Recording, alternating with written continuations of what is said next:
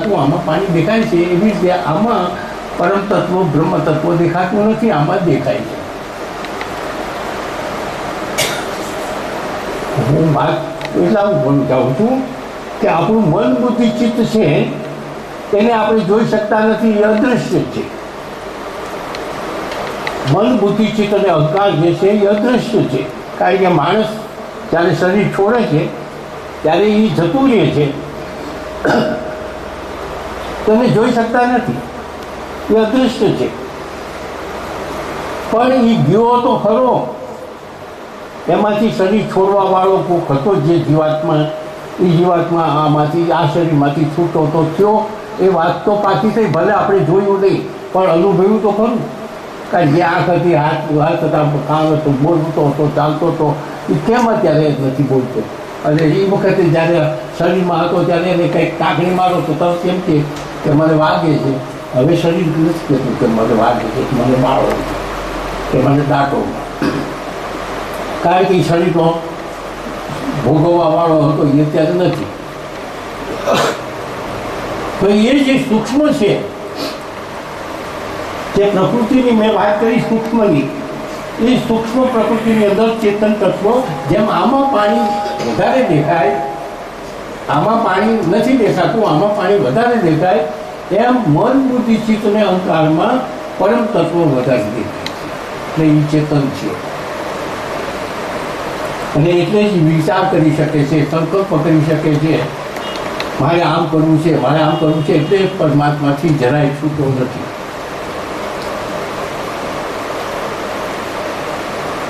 છેટો નથી. કારણ કે આ અતિ સૂક્ષ્મ પ્રકૃતિ છે, એમાંથી આ બનેલું છે અંતકરણ. અને અંતકરણ વધારે પ્રકાશિત છે. અને એટલા માટે જ આ વાત કરી કે જીવમાંથી ઈશ્વર થયો. તો હવે આમાંથી મન બુદ્ધિ ચિત્ત ને અહંકાર બન્યા, પણ એ તો સૂક્ષ્મ અતિ સૂક્ષ્મ પ્રકૃતિમાંથી બન્યા.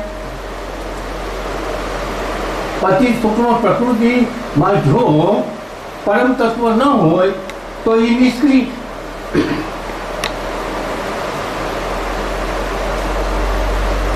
એક બેટરી હોય, આપણી પાસે બેટરી હોય ને બલ્બ હોય. બલ્બ પ્રકાશ આપે છે, પણ બલ્બ પ્રકાશ આપે છે પણ બેટરી કાઢી લઈને પછી એમ કહી કે બલ્બ પ્રકાશ આપે છે. તો બેટરી છે એટલે પ્રકાશ આપે છે બલ્બ, તો બલ્બમાં કાંઈ શક્તિ નથી પ્રકાશ આપવાની. બેટરીનો બલ્બ છે એને પ્રકાશ આપવાની શક્તિ નથી, પણ બેટરી હોય તો પ્રકાશ આપે. જો ચેતન હોય તો મન બુદ્ધિ ચિત્ત બરાબર થાય. ચેતન ન હોય તો એ મન બુદ્ધિ ચિત્તને શું કરી શકે?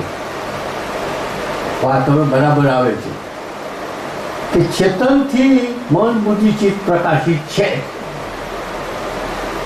અતિ સૂક્ષ્મ મન બુદ્ધિ ચિત્ત છે, અતિ સૂક્ષ્મ છે, પણ એ ચેતન તત્વનાથી એ પ્રકાશિત છે અને એટલે કરે છે.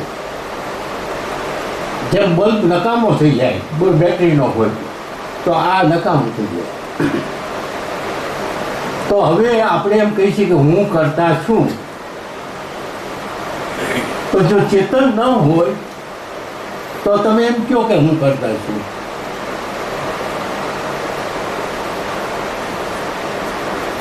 ચેતન ન હોય તો હું એ તો આપણે અત્યારે એમ નહીં કીધું આપણે કે જે મન બુદ્ધિ ચિત્ત ને હું કીધું હોય તો ગઈકાલે થઈ વાત. હું તો આપણે એને કીધું, ગઈકાલે વાત થઈ તો આપણે એને હું કેમ કહી શકવાનો અધિકાર નથી. હું કહેવાનો અધિકાર નથી, કારણ કે ચેતનનો પ્રકાશ છે એટલે હું શબ્દ બોલી શકે છે. મન બુદ્ધિ ચિત્તના અહંકાર જે છે એ ચેતનનો પ્રકાશ છે માટે બોલી શકે છે. કે હવે એમ થાય કે ગાડું હોય, મોટું ભરેલું ગાડું હાલ્યું જતું હોય અને એની નીચે કૂતરો હાલ્યો જતો હોય લટક લટક કરતો, પણ એમ કે આ તો આખા ભરનો ભાર તો હું ખેંચું છું. આખા ભરનો ભાર હું ખેંચું છું એમ કૂતરું કહે એના જેવી વાત છે અત્યારે. તો મન બુદ્ધિ ચિત્ત ને અહંકારમાં તાકાત શું છે તો ચેતન ન હોય. ગાડી ચાલતી હોય, ચાલતી ગાડીમાં આપણે બેઠા હોય અને આપણો સામાન આપણે માથે મૂકી દઈએ, પછી એમ બોલીએ કે આ બધો સામાન છે ને એનો ભાર તો હું ખેંચું છું, ગાડી નથી ખેંચતી.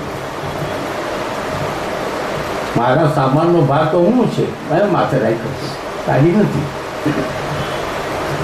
એના જેવી વાત છે. મન બુદ્ધિ ચિત્ત અને અહંકાર જે છે એ પોતે હાવ નિષ્ક્રિય છે, પ્રકૃતિનું એક સ્વરૂપ છે. હવે ચેતન ન હોય તો મન બુદ્ધિ ચિત્તનું અસ્તિત્વ જ ન હોય. મન બુદ્ધિ ચિત્તનું અસ્તિત્વ ન હોય તો એવો બીજાનો સહારો લઈને, બીજાનો પરમ તત્વનો સહારો લઈને એમ કહે કે હું કરતા છું. ચેતન તત્વનો સહારો લઈ અને મન બુદ્ધિ ચિત્ત એમ કહે કે હું કરતા છું, હું આ દાન કરું છું. તો તમે ક્યાં દાન કરો છો? એ ન હોય તો તમે શું કરી શકો? એટલે કરતા ભાવ જે છે ને, ગીતામાં ભગવાને કીધું છે કરતા ભાવ છોડ. તો કરતા ભાવ કેમ છોડવો? આમ છોડવું પડે. જ્યાં સુધી આ સમજણ નથી ત્યાં સુધી કરતા ભાવ ગમે એટલું કહેશું તો હું કરતા છું એ સાચું નહીં થાય.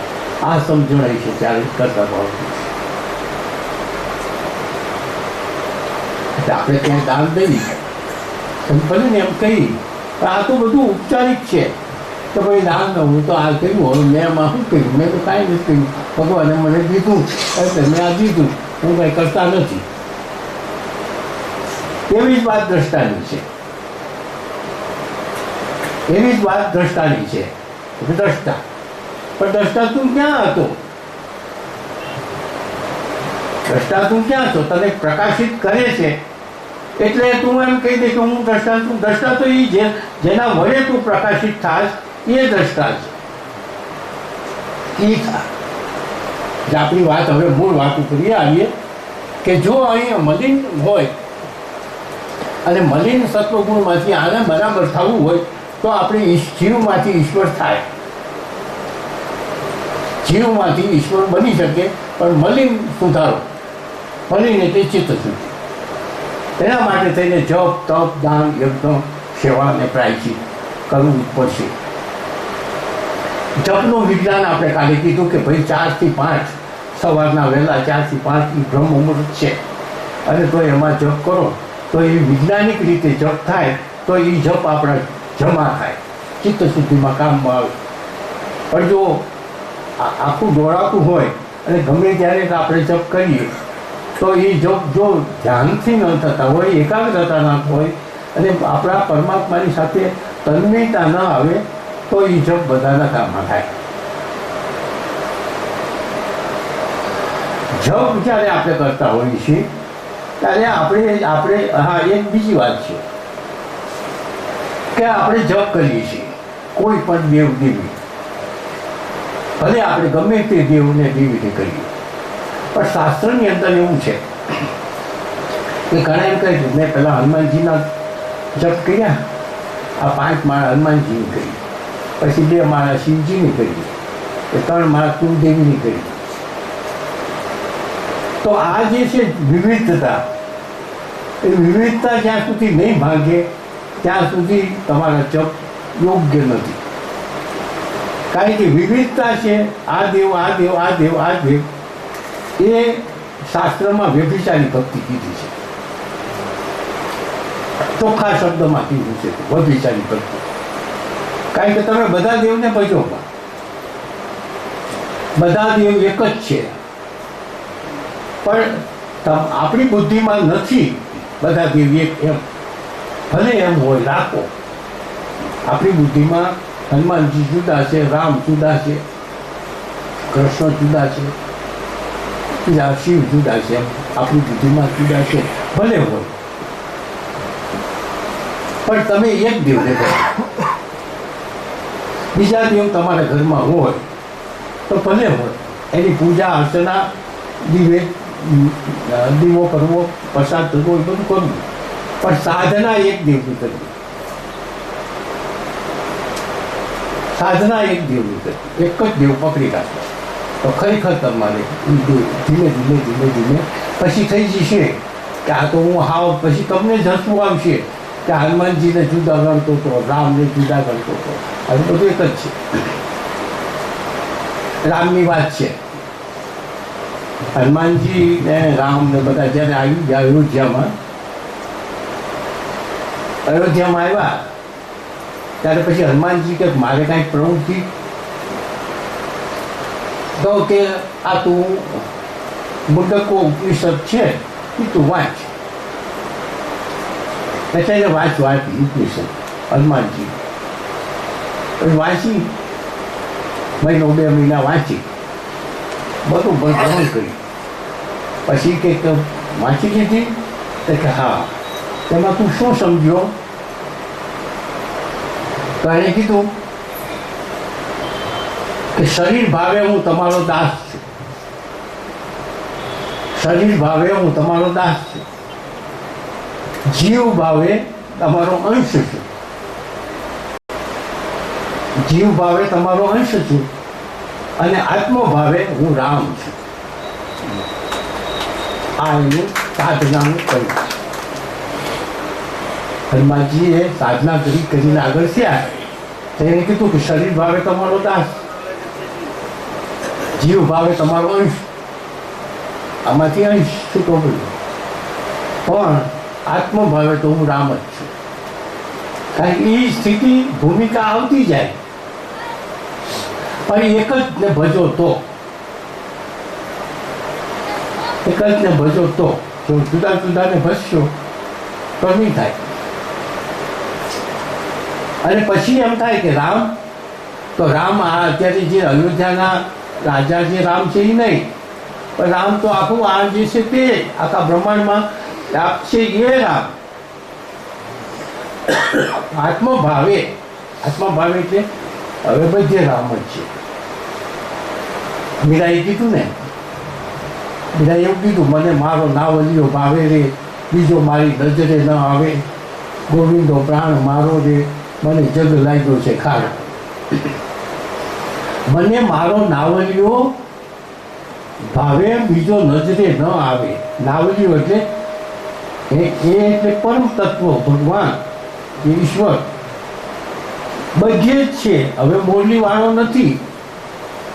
એની દ્રષ્ટિમાં જ્યારે શરૂઆતમાં મોરલી વાળો હતો, મીરાની દ્રષ્ટિમાં,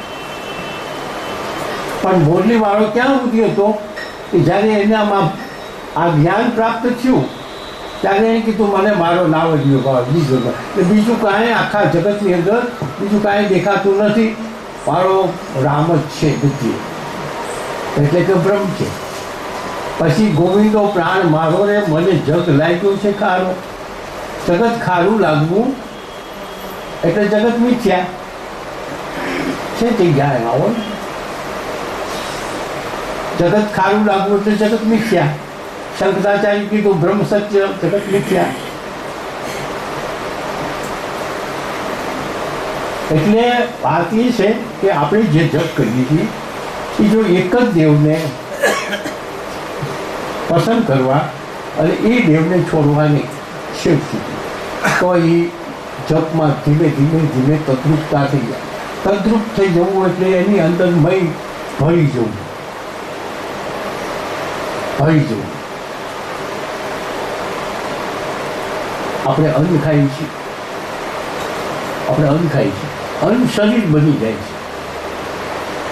અન્ન ખાઈએ છીએ, અન્ન શરીર બની જાય છે. એમ આપણે પરમાત્મા બની જાય,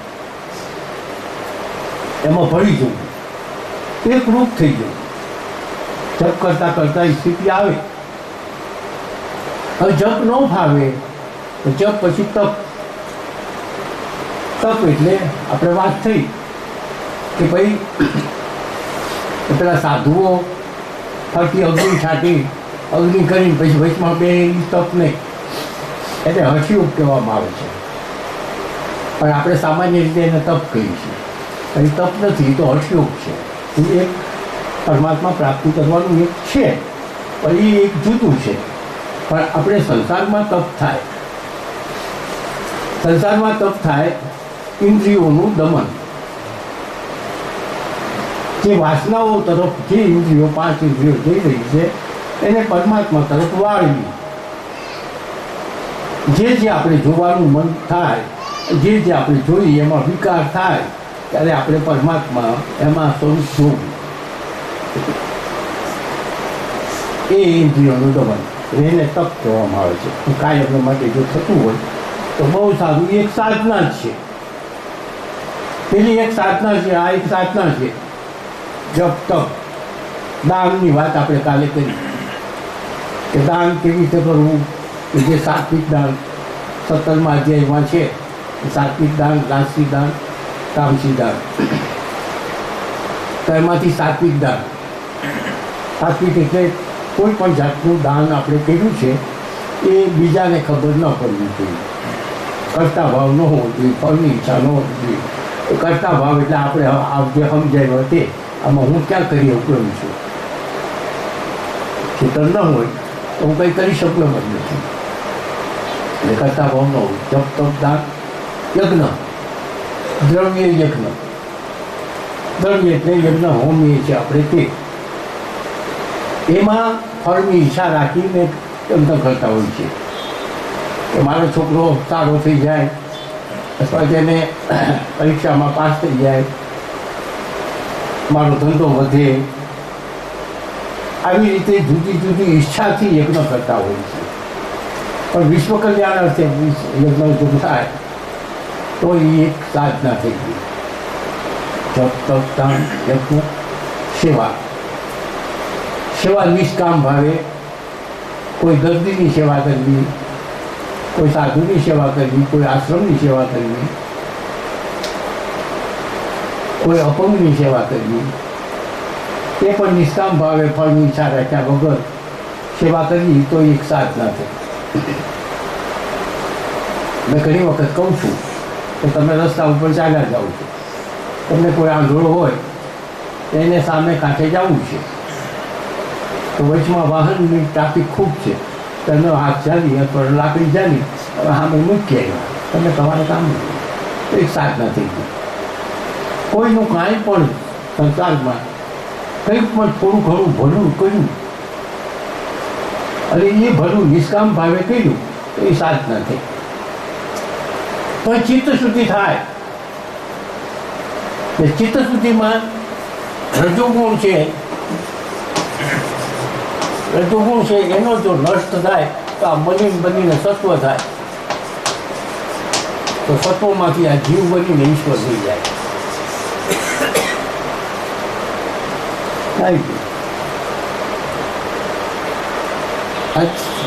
બે બધું કોમન થઈ ગયું. પણ આ જે રજોગુણને કાઢવો એટલે અહંકારને મારવું એ જપ તપથી થાય, એ સિવાય અહંકાર નહીં મળે. કોઈ સાંભળવાથી નહીં થાય, જ્ઞાન પ્રાપ્ત કરવાથી નહીં થાય.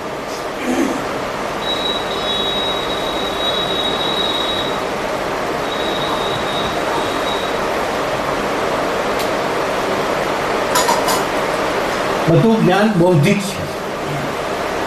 જેટલું બૌદ્ધિક જ્ઞાન છે એ આપણને કોઈ કામમાં નથી આવવાનું.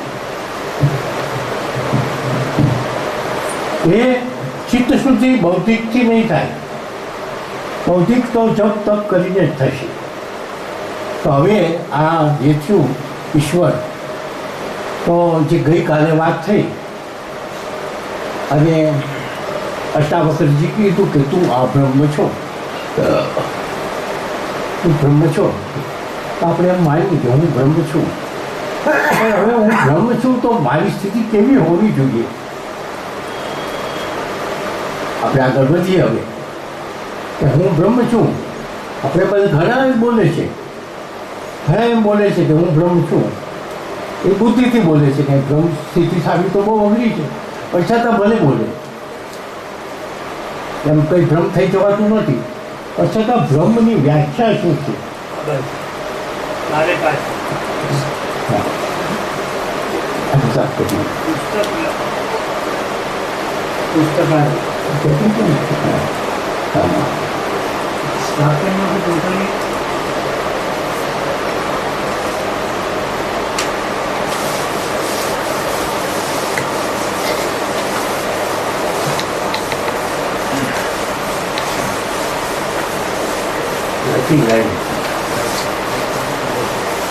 બહુ લાંબુ છે.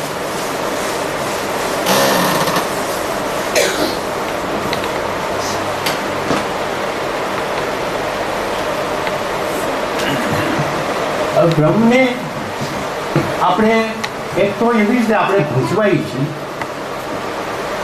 એવી રીતે ગૂંચવાઈ છીએ કે એના અનેક નામ છે.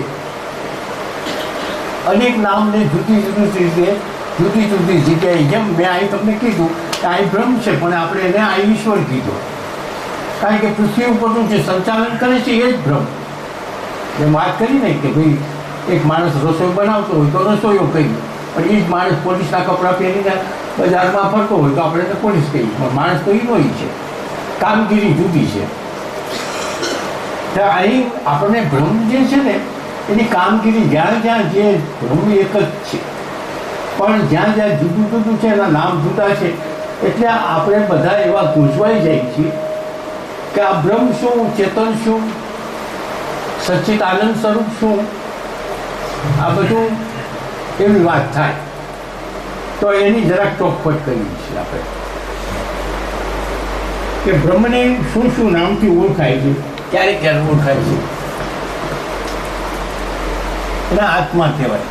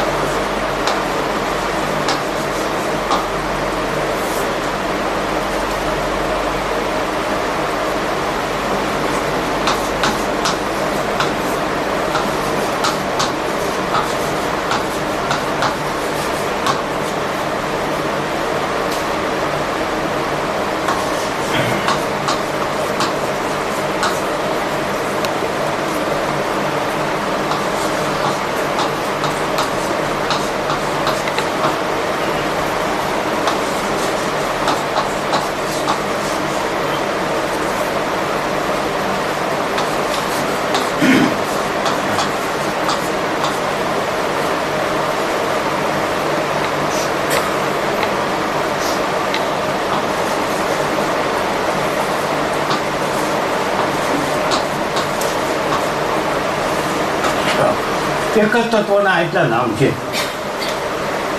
આ બધું બ્રહ્મ જ છે. હવે ક્યાંય ગૂંચવાવાની જરૂર નથી. ક્યારેક ક્યારેક પણ સાંભળવામાં આવે તો બ્રહ્મ બોલે, સંગીત બોલે, ચેતન બોલે, દ્રષ્ટા બોલે, પુરુષ બોલે. હવે એમાં શું છે કે આત્મા ક્યારે કહેવાય? બ્રહ્મ તો એક જ છે, સર્વત્ર છે, સર્વકાળે છે, પણ જુદી જુદી જગ્યાએ છે, જુદી જુદી કામગીરી છે, એટલે ક્યાં જુદું જુદું બોલાય છે. સચ્ચિત આનંદ છે એ વ્યાપક છે.